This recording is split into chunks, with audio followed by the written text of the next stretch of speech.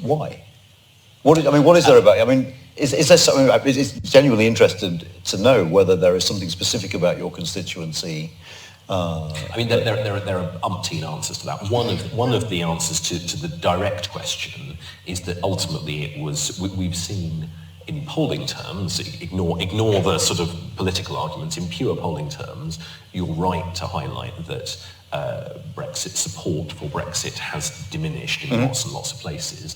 Mine was the constituency that voted for it more than anywhere else.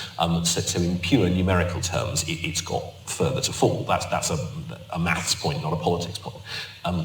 What I would say is, if you remember the opening of the BBC's coverage on the night of the Brexit referendum, in the background they had, by council, the most likely to vote Remain to the most likely to vote Leave. And Boston Borough Council was, from the very off, most likely to vote Leave by a long way. And that was driven in many ways by immigration, driven by the fact that in 10 years the town had grown by a third, and almost all of that 1/3 of people had come from Eastern Europe, had come to work, had come to do jobs that otherwise would have been vacant, but nonetheless had changed the character of the town immensely, and people didn't feel that was something there was public consent for.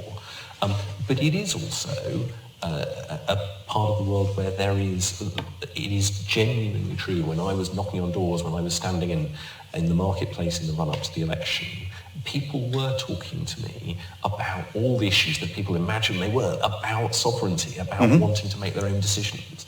And that is a really strong strain across Lincolnshire. Lincolnshire, when we had the first referendum in the 70s, voted very strongly to join the EU, and subsequently voted very strongly to leave the EU. So it has always been at the edge of those debates. That's interesting. And has it been uncomfortable being the MP for that constituency as a Remainer? I was really honest from the start that at the very beginning, my vote is worth no more than anyone else's. As an individual, what I said was I think, to some extent, powerful but fundamentally not powerful enough argument that the Remain campaign made, which is, whatever you identify as your problems, Brexit is not the panacea that will fix every single one of them.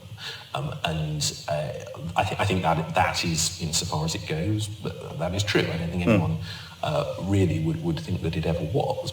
But what I also said was, look, whatever the result is, I will, in Parliament, when I'm representing you, absolutely respect that. And people are much more interested in your actions in Parliament than they are in your individual role at the ballot box. And I think that's been actually quite a rewarding experience in some ways, because for all that politics is personal sometimes, voters understand that your role is to represent them, and when you have a referendum, you do, to some extent, become a delegate.